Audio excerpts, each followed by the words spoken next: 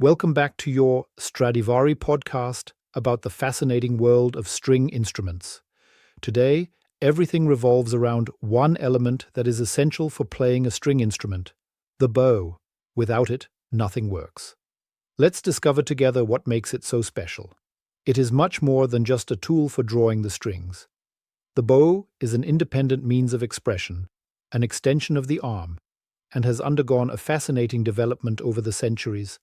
The differences between the Baroque bow and the modern Tourte bow, as it is commonly used today, not only show technical advancements, but also aesthetic transformations, and last but not least, they raise questions about material choice, sustainability, and species protection.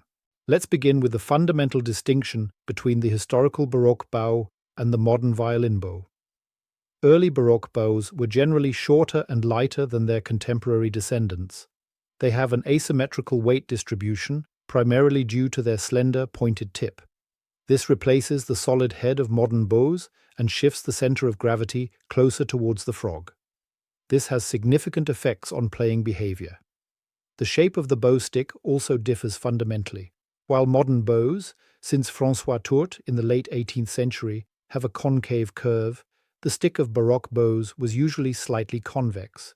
This shape influences the tension of the hair. In the Baroque bow, the hair curves more away from the stick, especially in the middle. This not only creates a different visual appeal but also a different playing feel, especially since Baroque bows have significantly fewer hairs. These structural characteristics bring with them distinctive sound and playing properties. A Baroque bow often sounds naturally loudest in the middle of the bow, which facilitates dynamic shaping, such as the so-called messa di voce, where a note can swell and diminish in a controlled manner. The sound is less homogeneous, but richer in articulation and more differentiated. Baroque bows respond more quickly to impulses, are lighter in the hand and more agile, but also less stable. One could say they have less road stability. The tone is slimmer and more clearly articulated compared to the modern bow, whereas a Tourte bow produces a fuller, rounder, more even sound. The Baroque bow is also not subject to standardization. While modern bows are very standardized, historical models come in a variety of lengths, shapes, and weight distributions. This diversity is still maintained by musicians and bowmakers today. Anyone playing with a modern bow who is curious about how a historical bow might feel can experiment by holding the bow a few centimeters above the frog. A simple trick with noticeable effect. Another important aspect is the material. Particularly in this area, the development of archery is evident not only in terms of sound or craftsmanship, but also in an ethical context. In earlier times, exclusive materials were often used for bows, which are now considered problematic. Tortoise shell, obtained from the shell of the hawksbill turtle, was highly sought after for a long time, especially for the decoration of frogs and ornamental elements. It has a warm shine and a characteristic grain. However, today, the use of this material is strictly regulated or banned, as the underlying species is critically endangered. The same applies to ivory. This was also used in the past for buttons and inlays. It comes from the tusks of elephants and is a symbol of the exploitation of nature. International trade in ivory is now heavily restricted, and possession can even lead to legal issues at border crossings in certain countries. Musicians who own historical bows made from such materials are therefore faced with complex questions today, both legal and moral in nature. A topic of current relevance is Pernambuco wood, also known as pau-brasil. This wood has been the preferred material for high-quality bows since the 18th century. It comes exclusively from the Atlantic coastal forests of Brazil, a heavily threatened ecosystem. Due to its excellent physical properties, high density, elasticity, and unique resonance, Pernambuco is nearly irreplaceable in bowmaking. However, this very desirability has led to a drastic decline in stocks. Since 2022, Pernambuco has been protected under the Washington Convention on International Trade in Endangered Species of Wild Fauna and Flora, CITES. This means that special CITES documents are required for the international trade and transport of bows made from this wood. Bow makers must now prove the origin of their wood and that it has been legally sourced. The industry faces the challenge of exploring alternatives, supporting reforestation projects, and developing sustainable usage strategies. A central role in this is played by the International Pernambuco Conservation Initiative, a global alliance of bowmakers, musicians, and environmentalists committed to protecting this unique resource. A violin bow is a highly complex, finely balanced work of art. This applies not only to its playing characteristics, but also to its material and economic value. In addition to the stick and the hair, the metal fittings of the frog and the bow screw play a significant role in weight, playability, and price. Gold, silver, and nickel are the common metals used in bow making. Gold is almost exclusively used for high-end bows.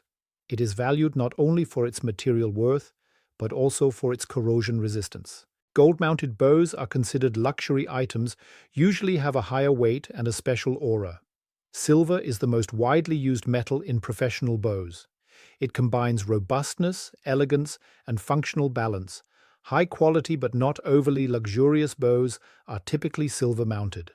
Nickel or German silver is mainly used in simpler bows. It is cost-effective but more prone to oxidation and less durable. Interestingly, even major French bow makers of the 19th century used nickel for some of their work, which, however, did not detract from the quality of their bow sticks and craftsmanship. Such bows still fetch high collector prices today. The price range for violin bows is immense. Simple industrial bows made from machine production, often from the Far East, cost between 100 and 500 euros. Semi-handcrafted or manufactured works start at around 500 euros and go up to about 1,500 euros. Handcrafted bows by contemporary masters usually range between 2,000 and 8,000 euros, depending on the reputation of the bowmaker.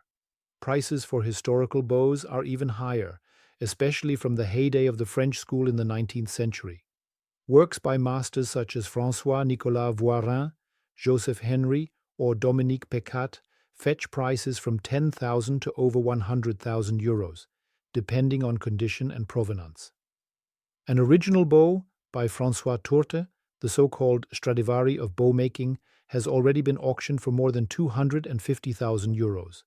In the open market, such bows are even significantly higher. France, and especially the city of Mirecourt, was the center of European bow making in the 18th and 19th centuries. The French school set standards, both in technical innovation and artistic design. Tourte developed not only the concave bow stick, but also the proportions and screw system that are common today. Workshops like that of Vuillaume employed several generations of significant bowmakers, including Dominique Pecquat, who became known for his powerful and precisely playable bows, as well as Pierre Simon, Joseph Henry, and the elegant, lightly built style of François-Nicolas Voirin. In the 20th century, this tradition continued with names like Eugène Sartory, whose bows are still valued by many soloists today, or Louis Morisot and his sons, a hallmark of French craftsmanship in the early 20th century. Violin bows are therefore much more than mere accessories.